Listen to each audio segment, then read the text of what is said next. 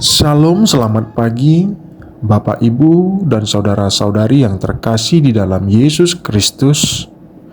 Sebelum kita mendengarkan firman Tuhan, marilah kita berdoa. Kasih karunia dan damai sejahtera dari Allah Bapa kita dan dari Tuhan Yesus Kristus menyertai kamu sekalian. Amin.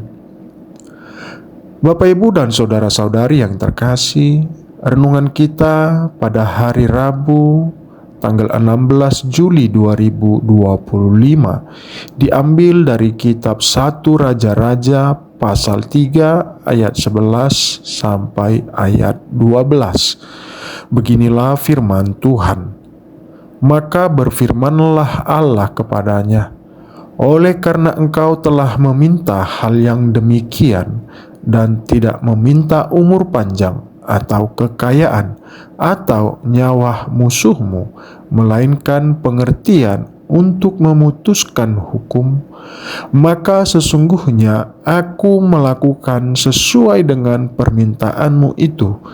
Sesungguhnya aku memberikan kepadamu hati yang penuh hikmat dan pengertian, sehingga sebelum engkau tidak ada seorang pun seperti engkau, dan sesudah engkau tak akan bangkit seorang pun seperti engkau.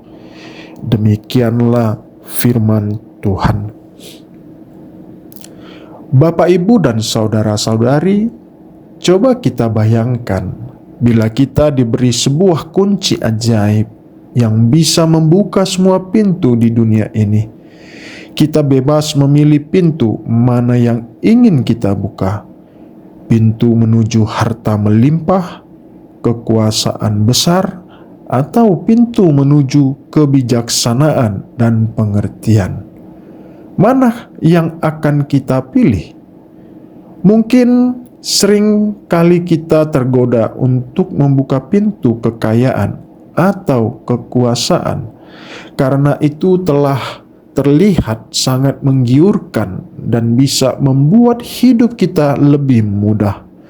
Namun Salomo yang mendapat kesempatan itu lebih memilih pintu yang jarang dipilih orang, yaitu pintu kebijaksanaan.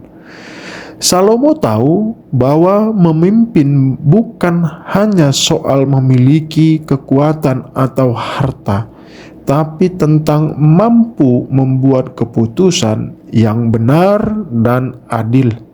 Dia meminta hikmat, bukan hadiah yang mudah terlihat, tapi tidak selalu membawa kebaikan abadi.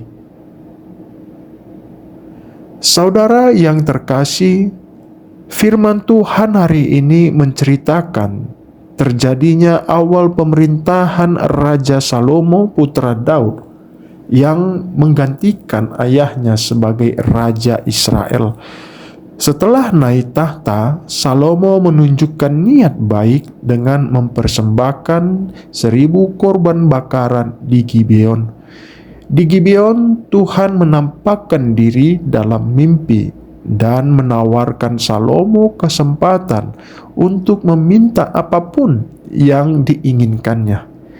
Diceritakan melalui firman hari ini, Salomo tidak meminta kekayaan, kekuasaan, ataupun umur panjang, melainkan hikmat untuk memerintah dengan adil.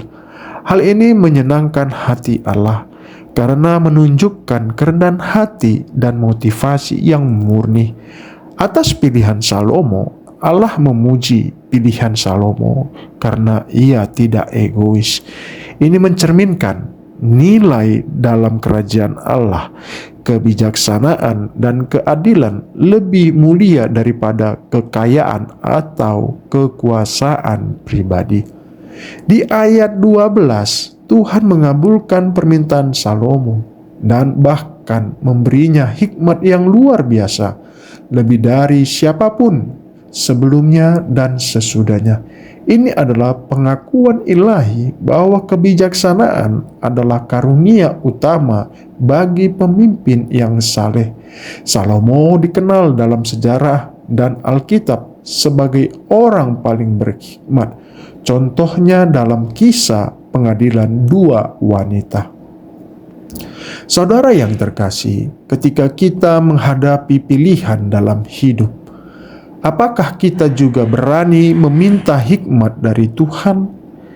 Hikmat yang membawa kita bisa memutuskan dengan bijak, melayani dengan tulus, dan hidup sesuai kehendak Allah. Karena Tuhan lebih suka ketika kita meminta sesuatu yang membangun, bukan hanya untuk diri sendiri, tapi untuk kebaikan banyak orang. Mintalah hikmat dalam doa, dan percayalah Tuhan akan memberikannya berlimpah, sama seperti yang Ia berikan kepada Salomo.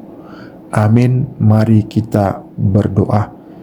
Ya Tuhan Allah yang penuh hikmat, kami bersyukur atas teladan Raja Salomo yang memilih hikmat di atas segala sesuatu.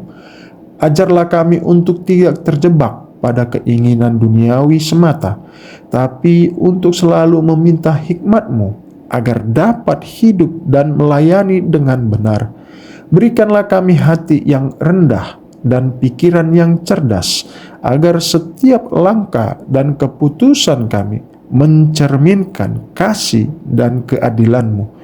Bimbinglah kami supaya dapat menjadi berkat bagi sesama, dan jadikanlah hidup kami alat-Mu untuk membawa damai dan kebaikan. Di dalam nama Yesus Kristus kami berdoa dan berserah. Amin.